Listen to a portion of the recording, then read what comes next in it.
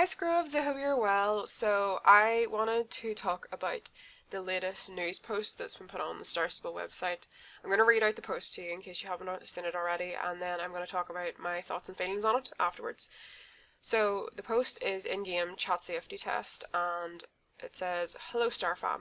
Your safety and security is paramount to us here at Star Stable, and we're always working on new ways to improve your experience in our game. As part of our ongoing effort to promote online safety among our players, we're now running a test to see how we can improve the safety in the in-game chat." So what's happening with the chat? Starting from Wednesday, February 28th, we're running a test in Australia where we're making the in-game chat only available to players who are paying Star Riders.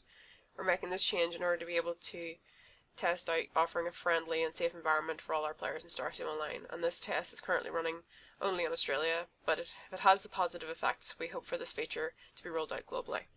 So why are we running this test? As more and more people are playing Star Stable Online, we need to ensure everyone has a fun and safe experience in our game, and that is why we're trying out limiting the chat to paying Star Riders only. There are two main reasons for this test. We make it harder to create anonymous accounts with the sole purpose of spamming the chat, bullying, or another way behaving badly towards other players. Our hope is that this will improve the chat experience for our Star Riders. That is only fair since they have paid to use this service. And only allowing paying Star Riders to access the chat is also a safety precaution. By requiring payment information, we make it harder to create an account anonymously, and it's easier for us to identify players who break our rules. We never have and never will share your information with any third parties, the only ever exception being criminal investigations where we do cooperate with law enforcement authorities in the countries that we operate. So how does this affect me? Right now this only affects our players in Australia. If the changes are rolled out in other countries, we'll let you know when that happens. How or if you're affected by this change depends on what type of account you have in our game. Here's how different account types are affected. So pay 1 Star Rider. If you buy or already have a pay 1 Star Rider package, this change won't affect you at all. You still have access to the chat and private messaging, just like before. So that's for lifetime, that's what that's talking about. So a Star Rider with a subscription, if you have a 1 month or a 3 month Star Rider subscription, you will have access to the chat just like before. If you end your subscription, however, you'll still have access to the game, but won't be able to use the chat or send private messages. The same goes for Star Stable Friends app. To get access to chat again, you will need to resubscribe. So paying Star Rider, if you have a paid Star Rider subscription in the past but don't anymore, you'll still have access to the game, but you won't be able to use the chat or send private messages. This includes Star Stable Friends app. You also won't be able to create or update any writing clubs. To get access to the chat and your club again, you need to resubscribe. So for a new player, if you're trying to start a Stable Online for the first time, then you can still try the game for free up to level 5, just like before. The only difference is you're not able to use the chat or send private messages or create a writing club. The same goes for players who try Star Rider for free as part of one of our promotions. So what if you need to ask for help playing the game but can't access the chat? If you get stuck in the game and you need help, you can always check the help pages of our website. We hope you understand that we're running this test for the safety and well-being of our players. As more and more people around the world discover our game, we want to make sure you have a fun and a safe experience playing Star Stable Online. So hugs from Star Stable team. So that is the whole news article. Go and read it if you haven't already, because this information, is important. So I want to just talk a little bit about my thoughts and feelings on this initially. Now, this is a testing phase, so right now this is me saying it as somebody that's not experienced it yet. I do have an Australian account, but I only use it really for meetups and things, and I don't believe that this was done to force anybody to buy Star Rider, but I do think that it's going to feel that way for a lot of people, and I think that's how a lot of people are going to respond to it. I don't think the community is going to respond positively to it. But I do understand the need for the improvement of security, because several months ago I sent a list of suggestions for improving security, because sometimes I thought that there was things that could be done better or maybe done differently. In terms of how the game's been moderated, like Star Stable tends to give people warnings, whereas like some of the other games I've played, Horse just being an example, sometimes you don't even get a warning, you just get banned. Because when you agree to sign up to the game, you automatically agree to the terms of service. So you're saying, I read the terms of service and therefore the rules of the game. And you can't turn around and say, well, I didn't actually read it. Even if you didn't, you've clicked something and you've said, it's like signing a document and said, well, I actually have read this. So you can't get away with it like that. And I kind of feel like people who have been abusing the game have kind of ruined it for the rest of us. And it's star writers as well as non-star writers. I am not going to place all blame on non-star writers for this, because it's not just that. Quite a lot of star writers make non-star writer accounts purely for the purposes of misbehaving, and that's well known for people doing that. You know, if they can't do something on their account, they'll not risk it. They'll go and create a non-star writer account to bully somebody or harass somebody or whatever. And you know, some people would say, well, we've got the filter, but people know how to get around the filter. And yes, some servers seem to have moderators, but those moderators can't be there all the time, you know. I wouldn't expect them to be sitting there 24/7, you know. And I do have a slight concern that in some cases people are just going to move to third-party applications, which is kind of already happening.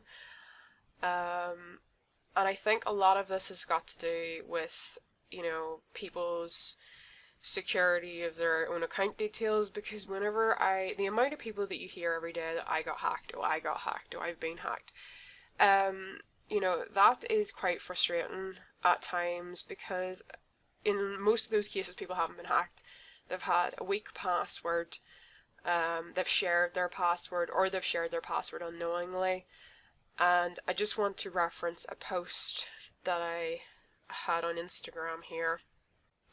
So I'm going to share a short story in relation to this that I shared on Instagram earlier this year for Safer Internet Day. So basically I used to be in a competitive team with someone which I'm just going to call Sam for the purposes of this story, and I'd known Sam a really long time, and one day Sam tried to log into their account but nothing worked. Password didn't work. They tried to reset their password, couldn't reset their password, couldn't get into their email. And they said, would I go and have a look at their profile and could I see, was everything okay? So I went to their profile and I had a look, and I said, there's stuff not there. I can see the stuff's missing. And then it was quite obvious that some of the stuff had actually been transferred off Sam's account. So then I asked Sam, had they shared their password with anybody? And they said, no, they hadn't shared it with anybody. And I said, well then, what had the password been before it was changed? And they said that it had been their horse's name and their age. So then I said, had you been talking to anybody about these things? And then they went, yeah, actually, a player messaged me a couple of days ago and was asking me like all kinds of things about myself and being really friendly. So I looked up this player, and lo and behold, wasn't some of her stuff on that player's account. So it became quite obvious that that is what had happened. She had unknowingly shared her information with that player and her password, and the player had put two and two together and figured it out and had clearly been fishing for that information. So she contacted the game team and was able to get her account back, but she wasn't able to get most of the stuff back. And that is kind of what I'd like to stress, is sometimes you don't need to actually tell someone your password. You don't need to say, my password is this. You just need to give them the clues to figure it out, because people are very predictable. And you might think, oh, my passwords are very unpredictable, but no, people are extremely predictable in what they will pick for passwords. And I can guarantee if you use anything that can be identified to you, whether it's your music tastes, your pets, you know, somebody's birthday, your favorite color, things like that, or you know, any of the really typical ones like QWERTY or password or pass or 1234, you are going to eventually lose your stuff, and that is just for sure, really. So that's kind of what I want to stress there with that post. So that's kind of what I mean. You can share your details unknowingly. You know, some people think, well, this person's my friend, there's no harm sharing my account. Well, you might share it with that friend and think they're not going to share it, but they might go on and share it, or you might log in someday and find that your stuff's all gone. And like another thing that happened to me when I just first started Star Stable actually was I was in Maryland, it was quite late at night, and I had literally only been playing the game, I think maybe for a couple of days, and two players out of nowhere, because there was nobody about in Maryland, it was really, really late, and two players started following me around Maryland and being like, oh, we can give you star coins, just, what's your login. Now, I knew, obviously, from experience, you don't say, oh yeah, free star coins, awesome. Yeah, here's my login. I know not to do that because that's like saying, here's the keys to my house, here's the keys to my car, here's my purse or my wallet, and then you're surprised when you get robbed. I knew obviously not to give them that information, but I didn't at that stage know how to block them or ignore them. So they followed me around the game for a good 30-40 minutes, just constantly harassing me. And I'm an adult and I found that kind of intimidating, so I could totally understand how, that would be quite upsetting for someone younger. So I can kind of see why this happens, because there's a lot of people out there who, do try to steal accounts, and then they'll do account giveaways with an account that they've stolen that in that way. Please never, ever, ever enter account giveaways. Those are often stolen accounts that have been stolen off somebody. You don't know where that account's come from. It's not okay. You can't trade accounts. Accounts aren't for trading, so, just don't do it. That there's a real risk there. And what I'm trying to stress right now is this, your account details and your personal information is very, valuable to some people, and you need to protect that as best you can. Now, in terms of how this change is going to affect me personally, my UK account will now be the only one that I can chat on. I have a Swedish game, an Australian game, a US game, and an Eastern European server now that I won't be able to access any chat feature. I won't be able to talk to anybody, I won't be able to mail anybody, and for me that's quite frustrating. If this is rolled out across all servers, and, what I'm kind of saying right now is, my ability to host meetups now is going to be very difficult because I can't talk to anybody in game outside of the UK. So, I'm in that position where I'm sort of like, well, what do I do here? If this is rolled out everywhere. And it also makes me wonder, am I going to have to refuse or remove non-star riders from my club? And through no fault of their own, they could stay on my club if they wanted, but they're not going to be able to talk to anybody. They're probably not going to be able to take part in events, because a lot of our events, you have to talk to people, if you're doing a dressage test, say that you're beginning your dressage test, or explain your entry into a class, we do things like that. So that's going to be next to impossible for them to take part in.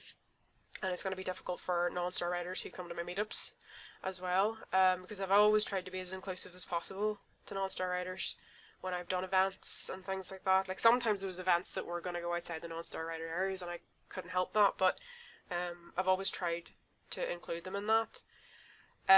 Some people are probably going to ask, am I going to stop visiting servers now? And the answer to that is no, because in most cases I would have been buying Star Rider anyway sometimes when I went to those other servers, because I thought, well, if I'm going to do a couple of meetups, I might as well have Star Rider for those meetups, and I would have been buying it before this, so if this change happens, I'm not too worried in that respect, but at the same time I don't know,